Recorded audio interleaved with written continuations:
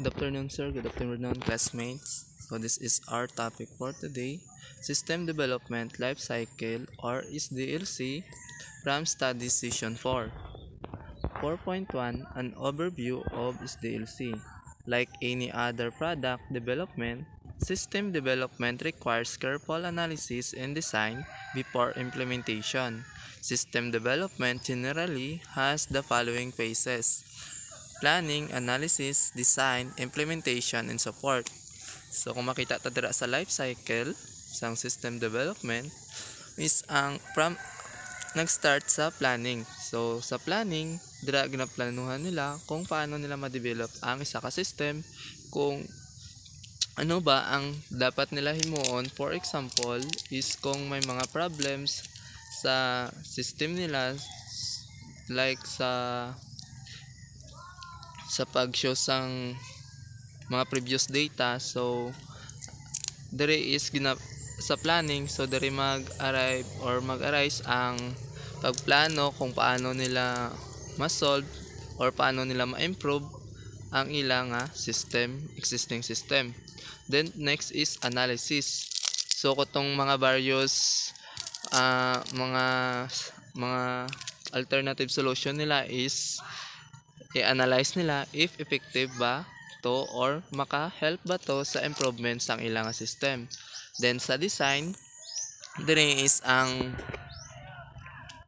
is kung accessible ba siya, dali lang ba siya makita, hindi siya sakit sa mata, kag ning user friendly ba ang ilang i-develop or ang ilang himuon improvement sa system nila. Then sa implementation, so implement nila or i-introduce nila sa system developer o sa programmer if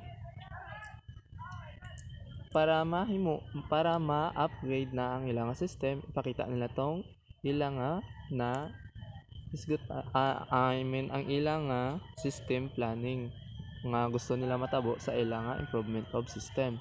Then sa support, then kung for example is ning may kulang pa, kung may kailangan pa nga improvement or may daw hindi ma-satisfied ang ilang management sa tong nakasunduan nila, so pwede magbalik sa planning. Then daw ano lang siya, balik-balik lang life cycle. So next is planning. 4.1.1 Planning and requirement analysis. So the project planning part involves the following steps. First, reviewing various project requests. So for example, may mga may mga nag-arising new project, then i-check siya sang there is a reviewing, i-check siya sang management if applicable ba or may good ba nga, may nang pwede ba siya maka-benefits ba ang company dito nga project. Then pag na-agree nila nga makabulig sa company itong mga new project, then i-prioritize nila tong project nga napili nila. Amo na siya ang sa step to nga prioritizing the project request. Then after that, allocating the resources. So for example, there is allocating for resources ning siya nang available ba to various uses. So ning ano ba siya, dali lang ba siya makita ning ano siya man ng hindi ba mamudlayan ang company nga mag-gather halimbawa sa mga raw materials niya. So then sa step 4 is identifying the project development team. So pag nag-gather na nila tanan nga information, pag nag-agree na sila dito nga sa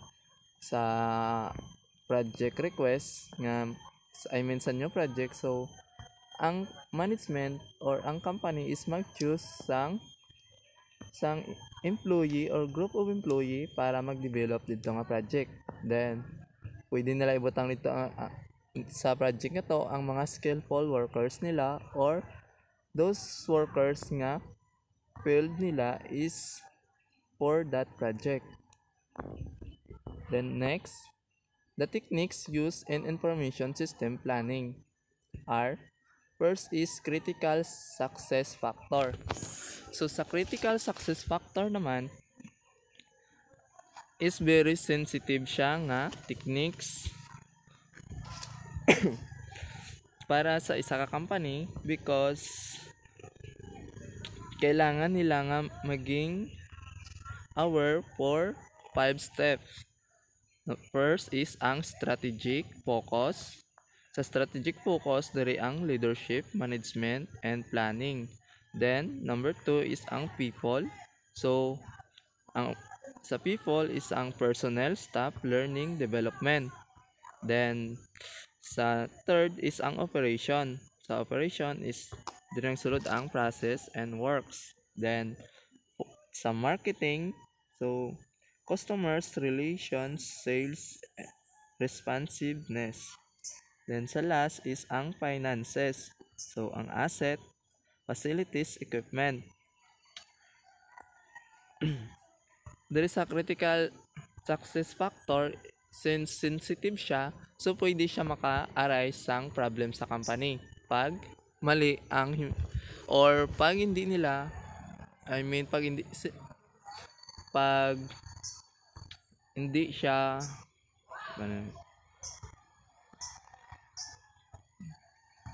so pwede siya magkaroon sang problem if tong goal nila is hindi ma-meet tungod diri sa kung hindi sila maging aware sa 5 step sang critical success factor. For example, ning si company gusto niya nga subong nga tuig is ang iya nga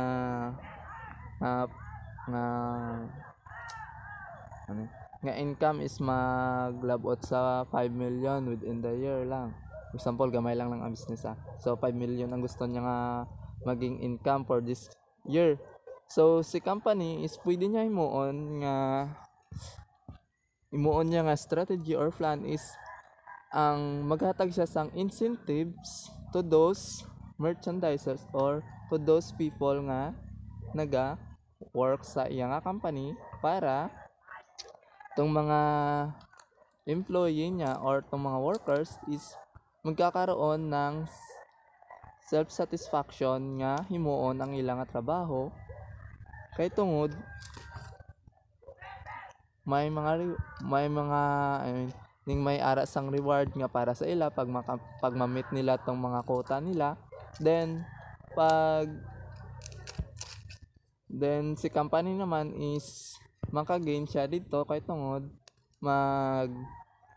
ma-meet niya or makuha niya tong gusto niya nga goal for the year.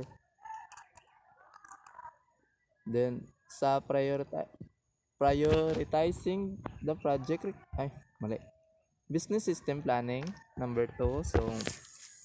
So business system planning is a method of analyzing, defining, and designing the information architecture of organization. So from the word nga planning, so kailangan nila analyze, defining, and designing. Then number 3, end main user. End main analysis. End main analysis. So there is a problem solving technique used commonly in artificial intelligence for limiting search in AI programs. So for example, there is a end main analysis is, for example, gusto mo maglakat sa Manila. So ano bang pwede mo himuon? Ano ba ang mas best way nga dali ka lang makaabot sa Manila, kailangan mo ba magbarko lang or mag-eroplano? So, may choices ka. So, para makasave ka sa time is mag-eroplano ka.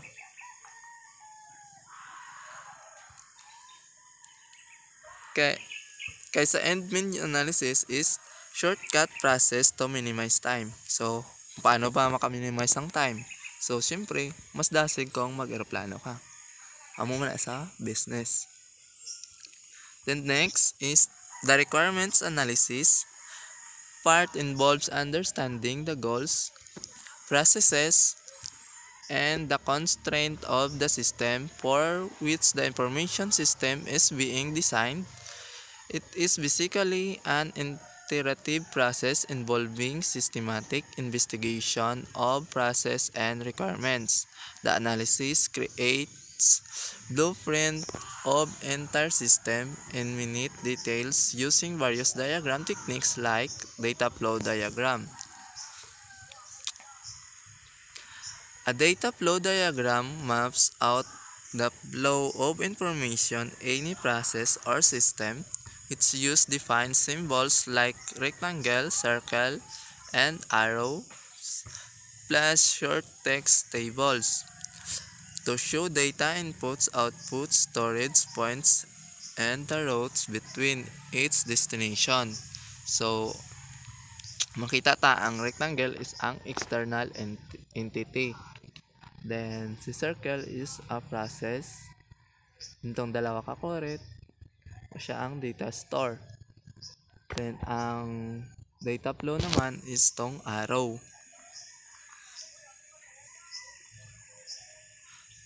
Next nga, diagram techniques nga ginagamit for the requirements analysis is ang context diagram. So, context diagram, label 0 is also called a context diagram. It's a basic overview of the whole system or process being analyzed or modeled. It's designed to be at a glance view showing the system as a single high-level process with its relationship to external entities. It should be easily understood by a wide audience, including stakeholders, business analysts, data analysts, and developers. So,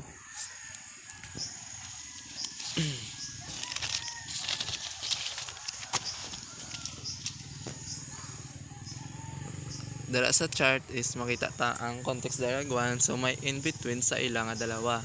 So, fuel cancellation from guest, pwede sa hotel, magkadto siya sa hotel management. Then, si up, down hotel info or sa admin is may connection man siya sa hotel reservation.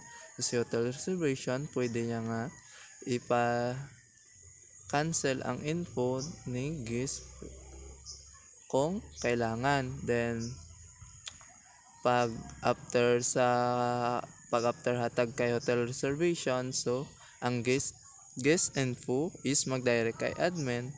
Then pag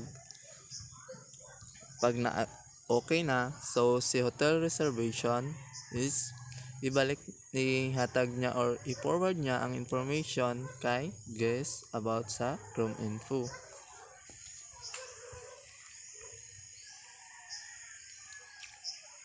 Number 4 is ang 4.2, building or developing the system.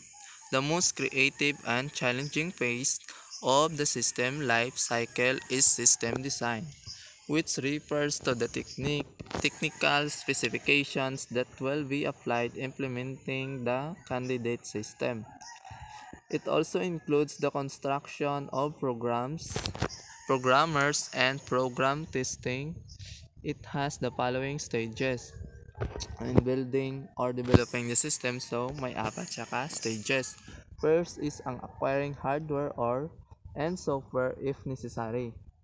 Kasi siyempre kung maghimo ka sang system, kung gusto mo magpahimo system, so dapat may hardware or may ara ka sang software na magamit. Then ang database design. So ano ba ang gusto nga design sang mo sa imo nga system nga ipahimo. So pwede siya nga pwede mo pwede nga ikaw mismo ang I mean is ihatag mo sa programmer ang design nga gusto mo, or pwede nga si programmer mismo mag-provide sa imo, then ipakita niya kung okay ba sa imo ang design. Then next is ang developing system process. So after nyo nag-agree sang programmer nga sa design nga gusto mo para sa system, is i-develop na ni programmer ang system na gusto mo.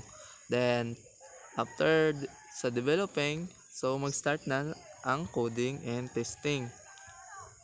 So ano siya ning pag pagtapos ng coding, so ipakita niya sa i-test na ng programmer if runnable ba or ning okay ba ang system, ang mga code niya is ga-function ba to sa tanan nga source niya.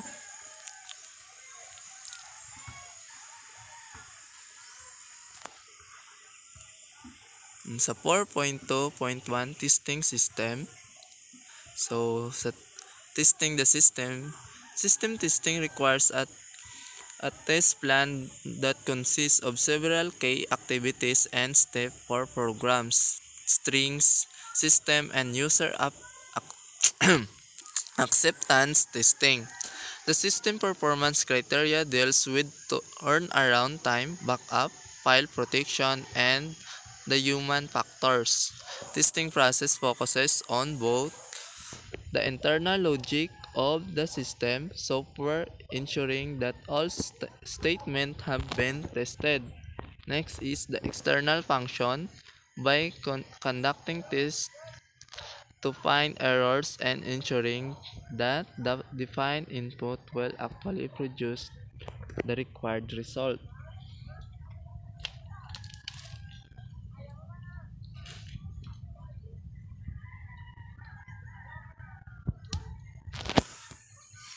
Then next is ang deployment of system. So after na-test ang system if runnable ba siya, so pwede na siya i-deploy. So pwede na siya ihatag sa end user. So pwede na siya ipagamit.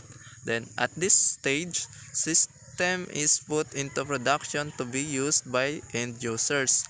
Sometimes we put system into a beta stage where users' feedback is received, and based on the feedback, the system is corrected or improved before a final release of official release of the system. So there is sa deployment of the system. So after ning since ara na siya sa end user, wala since gintry na siya to operate, then pero may ara gyapon function si programmer, or may ara gyapon connected gyapon sa kay programmer, para mabalaan ni programmer is if may kailangan pa ba i-improve sa system nga gi-develop niya. So if may mga problems like may ara sang mga function, may mga ara sang data nga ga-function sa tuod, pero pag abot sa recorded or sa file sa ano ni ng sa iyang folder or sa data nga na gather ning ano ni ng sa ko is tong mga tong mga document nga gin-encode ba sa system is ang makita ba siya, or may mga ara ba sang data nga gi-input sa system nga wala naga-direct sa proper place nga dapat niya kadtuan. Like for example, si employee gali tong may ara sang may si employee gali tong na for example si employee nag login siya today, then pag abot sa system is wala siya na record. So si Si programmer is kailangan niya ma-improve or kailangan niya liwaton tong or kailangan niya liwaton ang iya nga system nga tong didto nga part sang system para ma-record ma-record na correctly ang mga information nga gina-input. Then last is ang system evaluation and maintenance. So maintenance is necessary to eliminate the errors in the working system during its working life and to tune the system to any variation in its working environment. Often small system deficiencies are found. A system is brought into operation and changes are made to remove them. System planner must always plan for resources availability to carry on this maintenance function. So, sa system evaluation and maintenance, dapat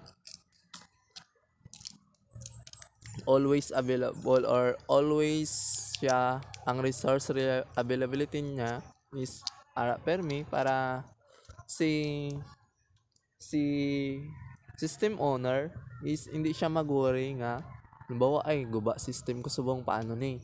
So dapat si programmer so dapat aware siya nga may ara siya sang nga pag amo ng mga problem for halimbawa na loss ang record sang so sang mga employee niya, so si programmer is balaan niya kung ano ang iya nga himuon.